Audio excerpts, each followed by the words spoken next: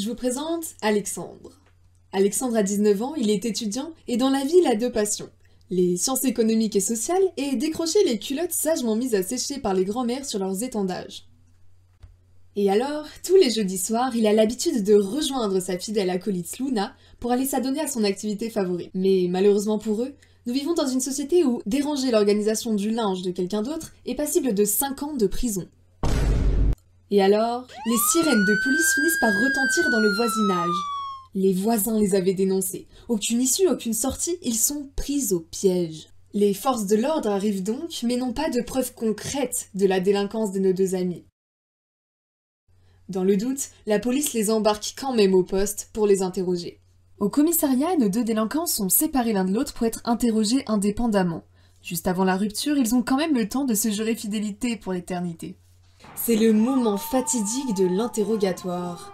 Le policier les questionne donc l'un après l'autre sans qu'aucune communication entre les complices ne soit possible. Il les interroge, il les stimule, il les met à l'épreuve en leur rappelant la peine qu'ils encourent. Rien. Mais le commissaire ne se décourage pas pour autant car il a plus d'une corde à son arc. Arrive alors l'information fatidique. Si l'un des délinquants dénonce l'autre, il sera acquitté. Mais malgré le fait que cette option paraisse idéale, un paramètre n'est pas à négliger dans l'équation. La réaction du partenaire. Et oui, si les deux délinquants se dénoncent mutuellement, rien ne change à la situation initiale, ils seront tous les deux punis de 5 ans de prison. Mais, si un des deux délinquants décide de dénoncer l'autre, il sera certes acquitté, mais c'est au détriment de l'autre puisque la peine de ce dernier sera majorée, atteignant les 8 ans de prison. Et à l'inverse, si les deux se taisent, leur peine sera bien présente, mais elle sera minorée à 2 ans de prison au lieu des 5 initiaux. Le choix était difficile. Et cette situation a alors été théorisée par Albert Tucker. Elle est communément appelée le dilemme du prisonnier.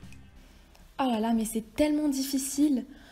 Entre ma liberté, sa liberté, mon intérêt, son intérêt, je suis complètement perdue. De toute façon, je suis presque sûre qu'il va me dénoncer. Autant couper la poire en deux. Ah, vous aussi vous sentez cette douce odeur de trahison? L'innocence d'Alexandre l'aura perdue pour cette fois. Luna l'a dénoncé, et alors qu'il va devoir rester, elle sera, elle, acquittée et pourra sortir le soir même. Cette histoire se finit donc mal pour notre ami Alexandre. Incriminé pour fraude de lingerie, il pourra déguster sa peine pendant les 8 ans qu'il lui reste à passer derrière les barreaux. Et en proie à toutes ces péripéties, il jura, mais un peu tard, qu'on ne l'y prendrait plus.